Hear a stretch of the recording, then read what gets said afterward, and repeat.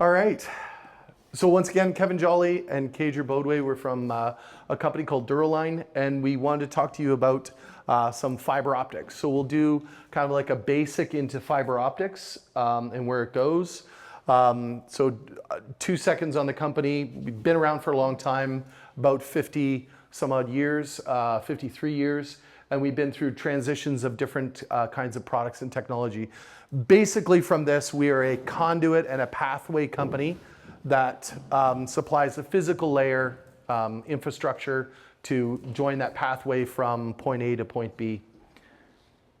So why fiber? There's a lot of reasons why communities and telcos and people are moving from copper into fiber. There's definitely still a need for copper cabling, but when you start looking at 9 times of the internet traffic growth over the next 5 years, it's an incredible amount of growth.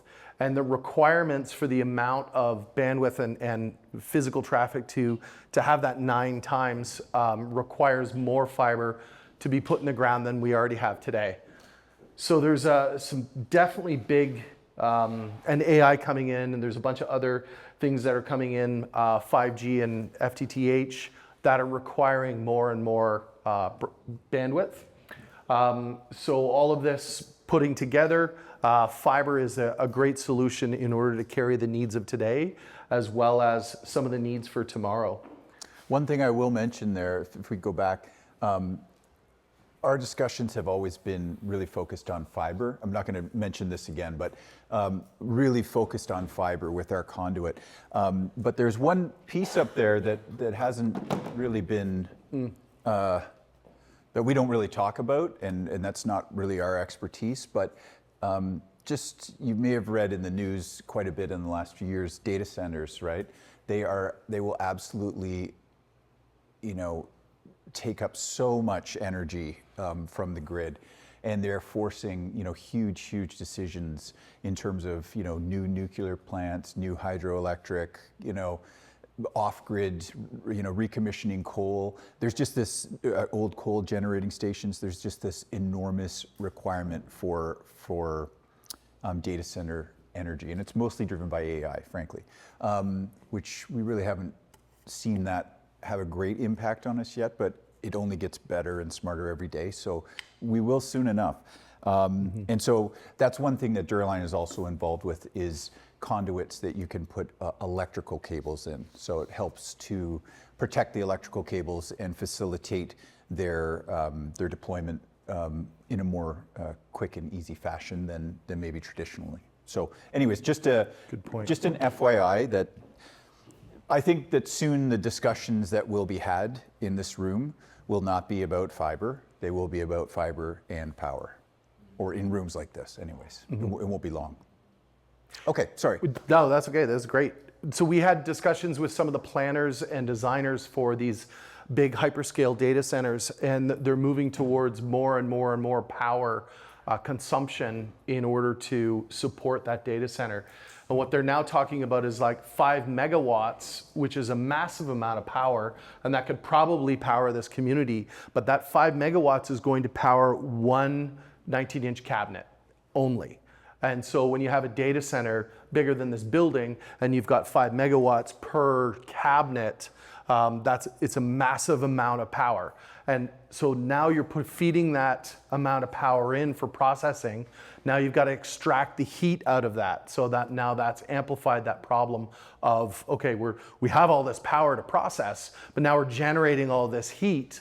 And on average, one 2U or one small blade server is like turning on a barbecue, that you would use to cook your meat. And that's how much heat would come out of that one server. So if you have a 6-foot rack that's 19 inches wide, it's generating that amount of heat, it'll be only seconds, if not minutes, before that would shut down if you don't have the proper amount of cooling.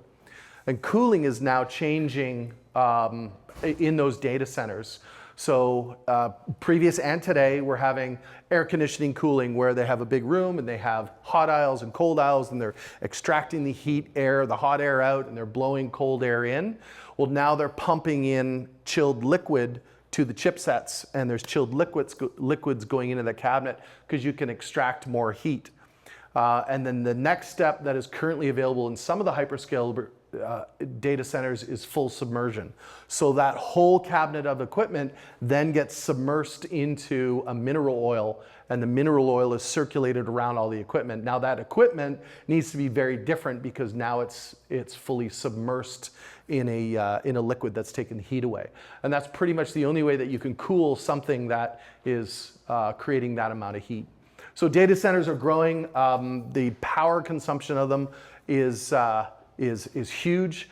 And the one thing that is really good for Canada is data centers need a high amount of power. They want clean energy. They have heat problems. And then they require some space. Well, Canada is a cold climate, and we have cool temperatures. We have an abundant amount of fresh water that's cold water. We have a bunch of hydroelectric dams that is, green energy. So Canada is becoming one of those global hotspots for data centers. So we're seeing a whole bunch in Alberta being installed today, and they're being installed, a lot of them in the north. There's an Arctic data center that they're looking at. So all these kind of things that are changing as we talk and as we grow in our communities, that's all being backed up and connected together with fiber optic cable. So some of those growth drivers, I think we were just talking about, some of that metaverse, the machine learning, artificial intelligence, Internet of Things. Fiber optic sensing is another one that's deriving a little bit more. So using that fiber optic cable as a sensor. There was a discussion the other day about a landslide or avalanches. We can detect that now with your telecom glass that's currently in the ground. So that telco glass that runs from Whitehorse all the way in here, we could detect traffic patterns. We can tell you how many cars are on the highway, and if there is a landslide or an avalanche, you could tie that into, with a traffic monitoring system, tie that into your Ministry of Transportation, be able to close the road immediately when the avalanche happens. So you know exactly where it is, what's happened, and what scale, just with fiber optic sensing, and that's a whole other topic. That's really interesting, because when you go to Skagway, at least once every winter, it's an avalanche area and the roads are closed, So I also thought about how interesting technology is, how you could possibly use it for avalanches, how you might be able to use drones, to get out there to find people in that area. So I don't know, the applicability of technology is insane. So it's really interesting for you to raise that point, because like I said, not here along Atlin Road. Someone asked about the water safety too. Our water's very safe. We've never had a water advisory or anything. So yeah, really, really interesting, because they could do that along the road to Skagway. Yep. It's been used for, at least that I've been familiar with, for 10 years in leak detection. So leak detect, well, I guess 13 years, leak detection in oil and gas, but also water mains. So if there's a water main leak, a lot of the times we don't understand, or we don't know that there's a leak in our water main because it just seeps into the soil and is going away. So we're purifying and cleaning all that water and pumping it towards our houses, but there's a percentage that gets leaked into the ground. So leak detection is also something you can do with fiber sensing. So when you are installing fiber optic cable, some of the challenges you would have is, and let's just look at the one from Whitehorse to Atlin, the cost of making that connection. There's a massive amount of cost. There's resources involved in order to do that. There's definitely an environmental impact. There's impact to how that gets installed, but there's a lot of rewards that come out from that. And then what do you install, and what speeds do you require, and what sort of bandwidth? So these are all sort of that, those challenges. How long is it going to take to install that cable to bring that backhaul into Atlin or into another community? So all of these things and these challenges we take a look at, and then you make a design, and then you start your construction and your build out. So kind of before you start your construction and build out, we talked a little bit about training and educating, and who's going to do the installation, who's going to move the dirt, who's going to do the installation, who's going to terminate the fiber or jet the fiber, and how do we train and how do we educate those people so that that installation gets done, you know, right the first time and at a decent speed and rate. So this has been a problem. We've talked to all kinds of different communities. It's been a problem right across North America that there's not a lot of people that are following in this telecom industry and getting the training required. So Dura-Line decided to invest in a training platform that all of the different manufacturers and suppliers and people can then share that education and then make it a platform where anybody can log into it and do training. And we talked a little bit before about a nice 5-minute or a 15-minute training, like a consumable bite-size course, is much more effective than having, you know, a 2-year course, college course. If you just need to know how to put that coupler on, it's nice to have that nice bite-sized course. So leading into that, we call it the Dura-Line Academy. And so it's an online training, and it keeps being built more and more and more. So we add more courses, more, and I'll give you a QR code in a second here. More courses, more training in all kinds of different things. So yes, we have lots of training on conduit and installation, but also in fiber and fiber jetting. And we're working right now with some equipment manufacturers to do how do you run a horizontal drill? How do you run a plow? How do you run? So all those other trades that people need to be educated on. So we're trying to compile it all into one space and make it that very easy thing to learn. So what we'd like, what's that? You can scan please it. scan this. Yeah. So this is what we'd like you to do, and I think Kajer will take over from here. We'll go through the introductory course, and we'll use that as a presentation that you can follow along on your phone. And at the end of this it'll probably take 15 minutes, maybe 20. We'll probably be talking, so it'll take a little longer than if you did it just on your own, at your own speed. But yeah, 20 minutes, yeah. Yeah. So while we're talking here, log into that, create a little account. It's just your name, address, email address, and then it can then send you the certifications and the little badges once you complete it. So we will walk through this course together, and then so you don't have to know the answers. We'll go through it. Do we need to change? Yeah, we'll change. I'll change it. Yeah, so it's. Yeah, so you'll get your certification in Intro to Fiber Technology, and then we'll proceed to sort of like go off the course, and we'll go more into microduct technology, and then you'll be well equipped to do the next course, which is an introduction to microduct technology. However, again, as Kevin said, this is a 15-minute course, a 20-minute course. Some of them are, you know, long courses. But then others are really quick. They're quick hits, right? So you can learn a little thing, you know, every day by going into Dura-Line Academy, and pretty soon you'll understand, you know, what a fiber network looks like and all the pieces. Like, you'll just know it. So there is testing in it, I will tell you, right? So it's not easy testing. Like, if you're not paying attention, you will not get the answer right. You will not know. But if you actually do the course, then you're going to be good. They're not so hard that you. Okay, has everybody got the QR code? Yeah? Okay. Everyone's good? We'll switch over. We're going to talk a little bit about microtechnology and what we passed around before, the 144-strand traditional cable and the 144-strand micro cable. So it's been around, microtechnology has been around for a long time. Air-blown fiber has been around for a long time, like 30 plus years. Air-blown fiber was started with British Telecom and OpenReach back 30 plus years ago, and it's been developed and then improved upon over the last 30 years. In Canada, we started microtechnology roughly about 2012, 2013, and then our first full fiber to the home deployment using micro was in Ontario, and it was a small independent telephone company that just said, hey, we're going to do this build. I like all of the advantages of it. So it's been around for a little while.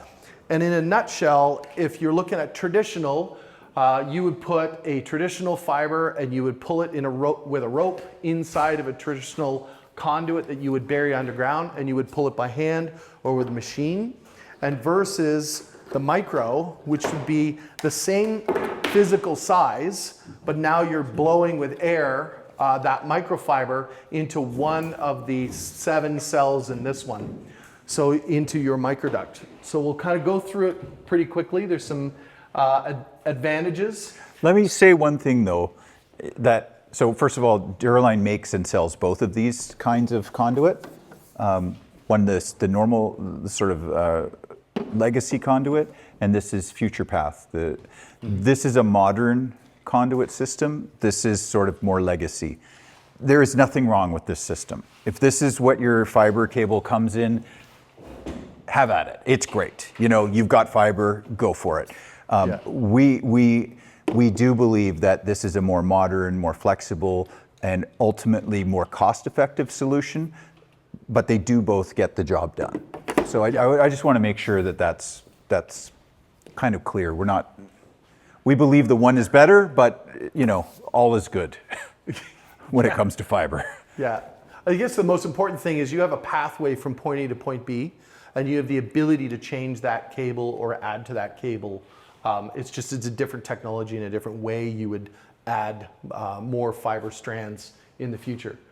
So some of the advantages would be like higher capacity. So in that same footprint, you have to move the same amount of dirt to install a traditional conduit versus the same amount of dirt to install a Future Path. But the capacity of fiber that you can put into this is much higher. And you only need to put in the fiber that you need today. You don't have to overbuild it today and pay for all those additional fiber strands and terminations and whatever.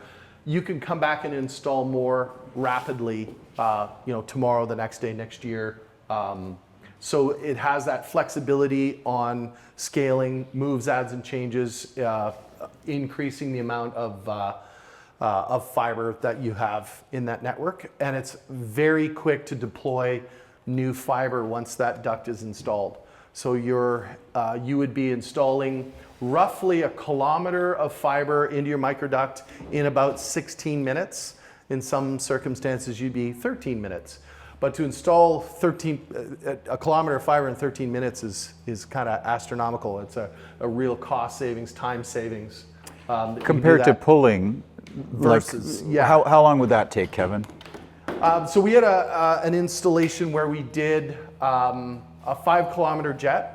And so we did a demonstration for a customer in his live network. He had the micro duct installed, and we came in, we jetted the fiber, and we were done before lunch. And the owner of the contractor had said, what you 2 sales guys did before lunch would have taken my team of 7 guys the better half of 3 days. So 3 days to install the 5 kilometers by hand, or you'll have it done before lunch and you're packed up and gone home. So there is a vast difference in how quickly you can deploy. So that also plays into, let's say, because both of these products are allergic to the one major thing, the same thing, backhoes. When you dig this product up, it's going to get hurt. When you dig this product up with a backhoe, it's going to get hurt. But you can replace that fiber and fix it and get your network up and running like vastly quicker with a micro technology. You can replace that fiber from end to end and go into your existing splice enclosures. When you're fixing a fiber optic cable, like, say you dug it up, are you just splicing it together, like each individual wire? So you would first, Yes. if the backhoe dug up your Future Path, so you would go where that hole was, and you would take these little couplers, and you would join a section on like that, and you're done. So now you've repaired the duct, and you would do that 7 times, and then you bury it, and then you would add air to where your splice enclosure is. You add air to the microduct, and then good luck getting that apart. And then that old broken fiber would come flying out the other end like silly string, and it would come flying out the other end, and then in behind it you'd have your new fiber, and you would jet it into that pathway, and then do your fiber optic splicing in the existing enclosures. I don't remember seeing the couplet. Yes. Because I was like, oh yeah, okay, so I know how to put the fiber together, but Yeah. So to answer your question, you wouldn't actually fix the broken fiber cable at the place where it's broken. You would just fix the conduit, and then in less than 2 minutes, you would jet the damaged fiber. You'd jet it out and dispose of it. You throw it away, and you'd put a new fiber in completely. And then where you would do your splicing is on either end where there's a splice case. So wherever a splice case is, that's a good place to do your splicing. It's a place that it has been specifically chosen so that you can do proper splicing. You can set up your tent, you can bring your van, things are cool, right? However, if you have this, you can't just take it out because we're talking about massive pulls. So this is cut. Now you're gonna actually probably cut it back even more, put a new piece of fiber optic cable in, like a short length even, and you're gonna splice it there.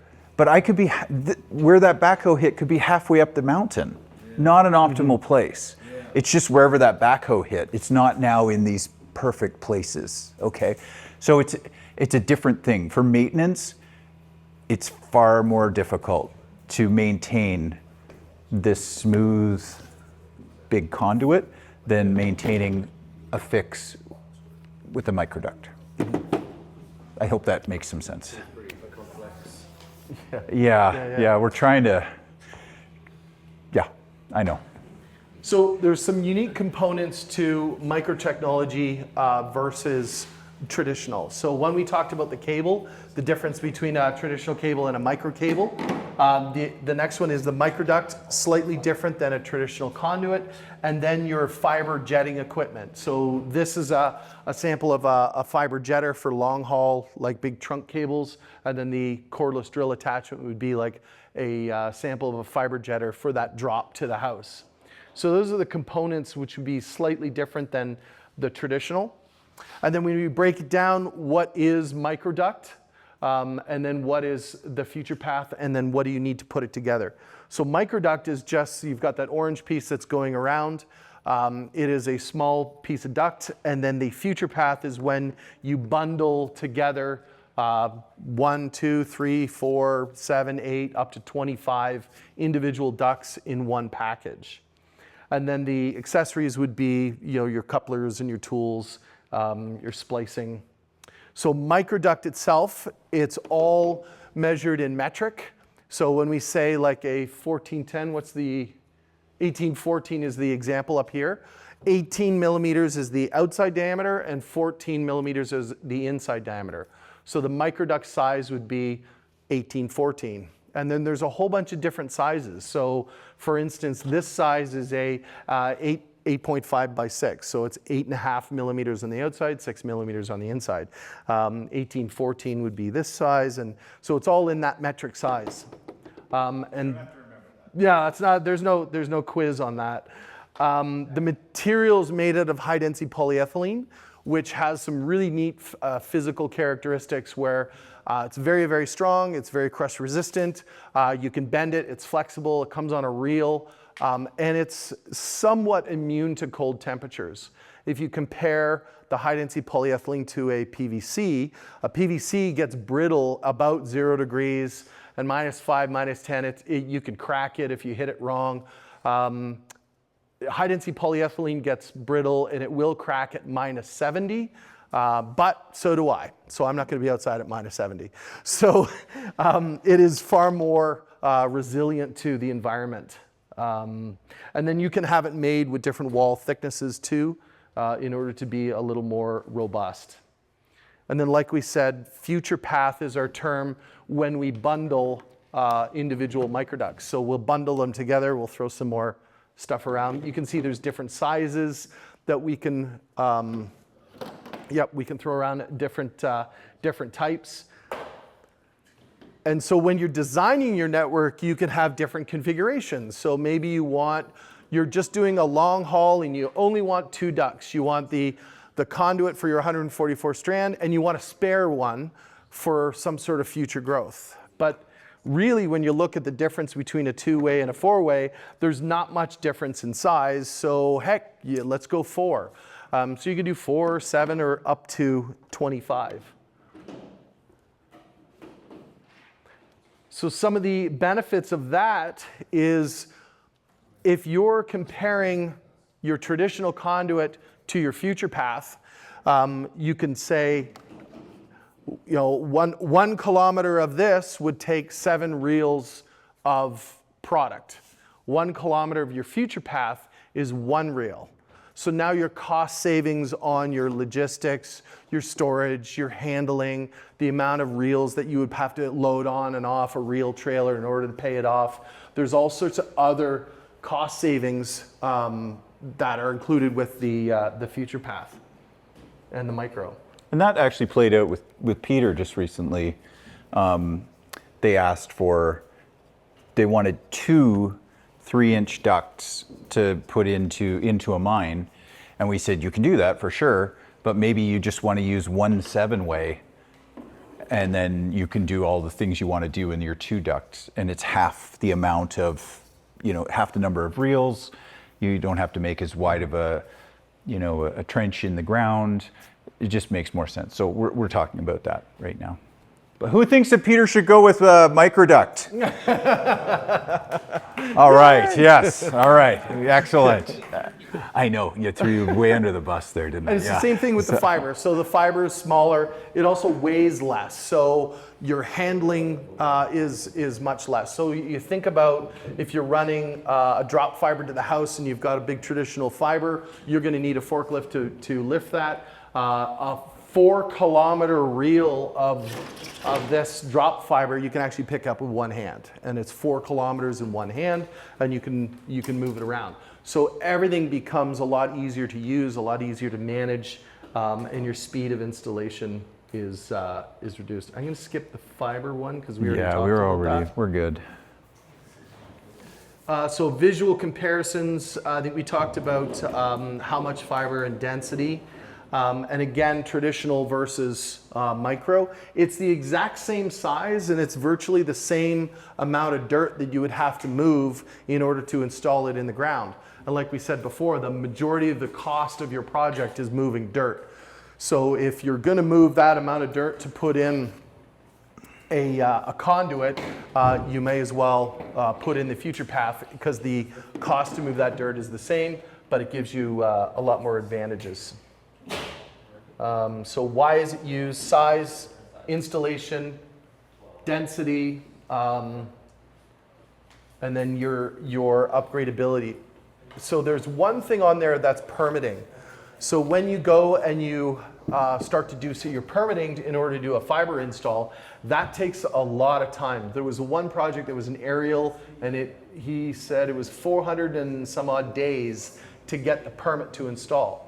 So because they installed a future path, when they went back to install a second one, they don't have to wait that 400 and some odd days for a new permit. They just go in and jet a new fiber in, 16 minutes in a kilometer, and that second fiber is installed. Question? Yeah. Filter had a question about that. The sheathing, does it seep anything into the environment, or? No. The chemical properties? No. Material? No, the high density polyethylene is very, very, very stable. And it can be underground for 50 years because we've tested it underground. There's no degradation of that. And then you can rip it out of the ground and melt it down, recycle it, and build something else too. So it doesn't chemically change when it's in the environment. And it's also resistant to a whole bunch of different chemicals. So even if your soil has different properties in the soil, there's more sulfur in the soil in some areas, it's not going to affect that plastic because it's highly stable. We use high density polyethylene for drinking water in a lot of our cities. So it's highly stable, highly safe, and it's not leaching anything like chlorines or vinyls into the ground. So it's a safe material. And like Dura-Line's tested our own stuff for the past 53 years. Some people have asked, like, how long is it good for? And the honest answer is We don't know because nobody's lived that long yet. So we've tested ours for 50 plus years. We know that the Plastic Pipe Institute in the United States have tested stuff close to 100 years. So we think it's good for at least 100 years, maybe 2, but we don't really know because we haven't gotten to that length of time yet. Thinking about shoes, Yeah. you know, and it's like the half-life of a shoe is like 7,000 years or something, you know? It doesn't degrade. There's Yeah. all kinds of other chemical compounds in there. Anyway, Yeah. that's where my mind was at. Right. Yeah. It's, literally, Well, it's unknown because it's, you know, they go, all kinds of different things, right? But there's a lot of different things. yeah, but we do know it's an HDPE. You do know. Yeah. Yeah. And you can look it up, right? Like it's Now, there's it's very- manufacturers of conduit that will make a similar product that use a different grade of material, and there would be some unknowns in that. But Dura-Line uses a strict policy of what cell classification of HDPE that we use, and there is certifications for that. So we know exactly what it is today and what it's going to be tomorrow. Gotcha. Yeah. Thank you. Yeah. So the big thing is dig once. If you have to disturb the ground, the soil, our environment in order to put fiber optic cable in the ground, let's just do it once, let's do it right, and let's plan for that future. So if you were to dig and install this and you needed to upgrade it, you would have to dig a second time to add this in order to add more fiber. So let's dig once and put enough pathways in that we don't have to disturb that environment again in the future. And the amount of plastic that you would use to equal one of these would be 7 of these in order to get the same capacity. And I'm just trying to give you a visual of the amount of plastic that you'd use to have traditional versus the exact same fiber density in one piece. So we're trying to reduce the amount of materials that we're using as well.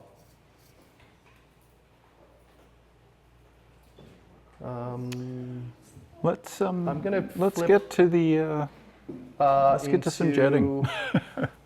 Yeah, let's get into jetting. Do you guys want to talk about architecture and how fiber to the home? I see the nod. Okay. Overview, So yes. that's where we're at. Yeah, that's where you're at. Turn around, and now I'm with myself, like, guys going up poles, and I'm like, why are my people not doing this? So yeah, I'll use a piece of fiber for a stick. So taking a look at like your central office, you know, which is at the base of a tower, just like on our drawing here. That's kind of neat. And then, you know, using an underground product to get to your some of your essential splice points and into your cable vaults that are closer to the community. And then maybe you would be going out into a pedestal at the roadside and then coming into the house. Now, all these products could be different, but they could be all micro and running to your house. So that's kind of like a rural architecture where you would use smaller future paths. So you wouldn't need to have, you know, a 25-way running down in the section because there's only 2 homes here. So you can change that design or that architecture when you're designing it in the very beginning for the application that you're using. So if it's a rural network, maybe you're only going to use 4 instead of 7. And if it's an urban or a suburban network, maybe you are going to use 7, or we passed around one that had like 14 ducts into it. You're going to tie together all of your different ducts and have a higher density of fibers and of the future path running into your network. And maybe in a suburban area, there's also other things that you would need to bring fiber to. So whether it's another 5G cell phone tower or a DAS system, or we were talking about fiber optic sensing, there's a lot more stuff that comes into the communities that we can use the fiber for. So if you have that future path already in the ground when you build your network, you can add another technology to it. I'm going to go into middle mile architecture. Yeah, this kind of touches a little bit on that middle mile architecture. So if you're going city to city, There's other things that you can break into that future path to stop along the way to add other services. Whether it's other nodes or cell phone towers, and you can use that fiber.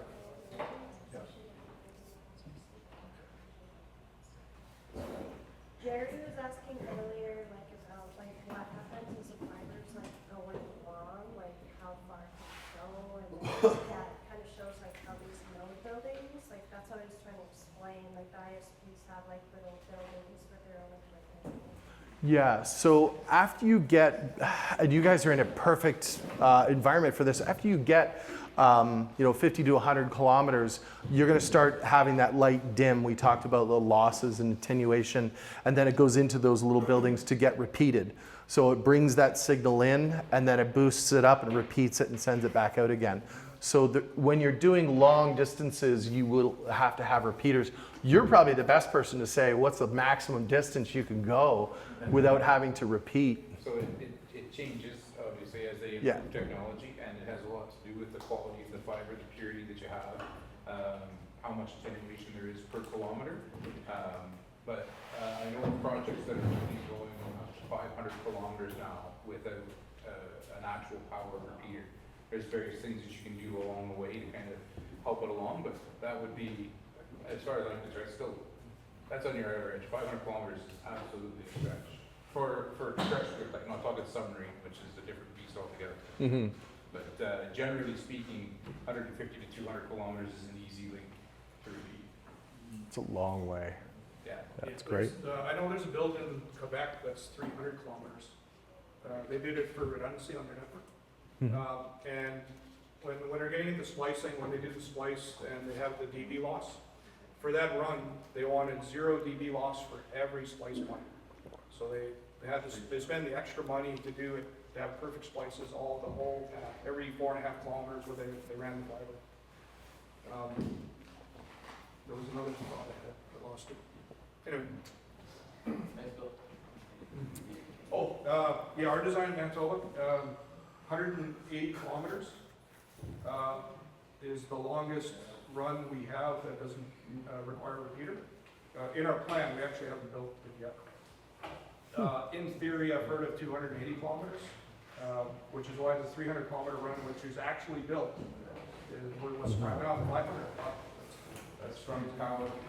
They're looking at, they want to do, all of the strands, they want to go straight through with the bypass per year. And it's 465 kilometers on a map, so by the fiber, it'll be more than that with your split. It'll be approaching 500.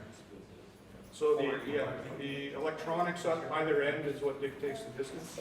So that goes, and then they can put the pieces past How it's installed, and we'll do this. any gen, and that's also. What's that? But yeah, We'll do how it's installed, and then Yeah. we'll do jetting and. Yeah, it's amazing. Okay, so how is it installed? How are you going to deploy fiber in your neighborhood? Oh, question? Like this orange spool, right? Like I saw it when it came into community. It was like on big, like we had big spools of conduit, right? Like how, I don't know how long that conduit was. It was long, like it was a big, giant spool of conduit. Like Yeah. how long is that spool usually? How Yeah. long is each spool? Because I don't know, it was humongous. It was like that. Yeah, it was Yeah. like 3 kilometers per inch. Yep, 3 kilometers? yep, Okay. yep. Yeah. So it depends on the size and stuff. Yeah, you can get 3 kilometers easily. If it's a lot larger, then it's going to put a smaller amount on the same reel. But yeah, you're talking about multiple kilometers per reel. Yep, yep. So how is it installed, micro versus traditional? It's the exact same. So you can do it underground or you can do it aerially. So we've got the same product. One is the orange one is underground. The black one is aerial. So you can hang it. What's that? So this is the black one? Yeah, this is No, not how no. you install it. But we wanted to show you worst case scenario in that. We'll get into that. for Mostly sure. we didn't want anybody to trip on it. Yeah, yeah. Safety first. But bonus points if you do manage to trip on it, I'll tell you that much. Yeah. So underground, if you can put your fiber underground, there is It's definitely a little bit more expensive up front to go underground versus aerial sometimes. But the big benefit is forest fires, animals, ice, snow loading, weather condition. So we're seeing a lot more extreme weather conditions and fires happening. So if you can bury that fiber, you have a better chance of it surviving some sort of a natural disaster phenomenon, ice storm. In eastern Canada, we saw those huge ice storms which took down all the poles and the transmission lines and everything. And the only communities that were up and running were the ones that had the underground networks. So there's definitely a benefit to that. Sometimes it's faster to deploy underground than it is to do aerial, and that would be because of permitting. Like there's so much permitting that goes into an aerial installation. But yep. I just wanted to say that, like, with the underground cables, at one point, I used to date one of the technicians at Northwest South. I was like, hey, come look at my community. But anyway, there was fire. There was fire in the middle of winter, right? And it literally, the underground fiber burnt out like 2 kilometers of the fiber. So they had to fix it in winter, like from underground fires. So like the threat of forest fires is so real. Yeah. They're just destroying the infrastructure. Then you have people doing road construction, like on the Alaska Highway before we have redundancy. We have one cable, right, of 24 strands coming up the Alaska Highway. And when I was working as a networkman, we had 7 remote offices, like in like Dawson City and Mayo and Queens Junction and all over the place. And people would come and road construction would come and they'd rip up the cable, and then they took out all of the Yukon, so people couldn't use their debit cards. Like everyone was like, Cherish, why's my internet not working? Like I can't help you right now. So like this connectivity, and that's what I'm worried about, is that once the power lines come in for the micro hydro project, that they might rip up my fiber, right? Because you can only build on the right side of the road because of land claims happening on the left-hand side of the road from CTF and West Side Consoles. So, they're not my friends. I'm really sorry. Very sad. But anyway, like that, those are some of the challenges that we have in the north, is because of forest fires. I'm gonna do the QR code and get that extra batch before we go on to this. We've got the Academy QR code for this part of it. And there's like a quiz of 3 questions. We can all go over it together. Or no, doesn't matter. Whatever you want. I don't care. Doesn't matter. Let's go to this. I don't know. Let's go. Okay. Okay. Railroad tracks were safe to get in, and it took 3 weeks to get that rebuilt. But I will say that we've had 2 different times now, there's been a manhole fire in Montreal, like right in downtown Montreal, manhole fire that took us out for 2 or 3 days each. Wow. In Montreal. In Montreal, and we're 1,500 kilometers away. And then, so the other applications of installation would be on the underground. You can, with either the future path or the other conduit, you could do a direct bury with a plow. You can open trench it with either a backhoe or shovels, or you could use directional drills. So the directional drill has been one that's pretty popular, especially in the communities where the neighborhood doesn't want you to dig up the whole neighborhood and dig a big trench. You can directional drill underneath, expensive driveways and underneath features, and you can move that directional drill shot around existing utilities in order to install that future path. Let's get into jetting. So once that conduit is installed, how do you install that fiber optic cable?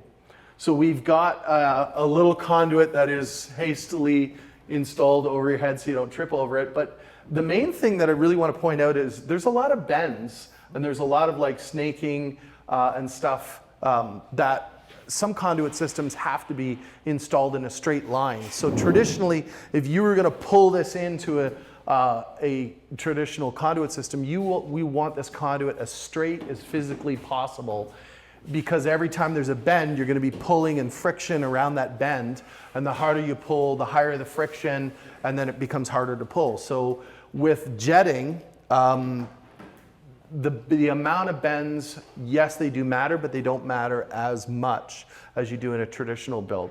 So this piece of equipment, why don't we all get up and come on over here so you can see actually how it works, and maybe we'll get somebody else to Here, to Kevin, push why don't you help me buttons. put this over there? What's that? Help me. Okay. Yeah, so let's come right up to this piece of equipment so you can come see it.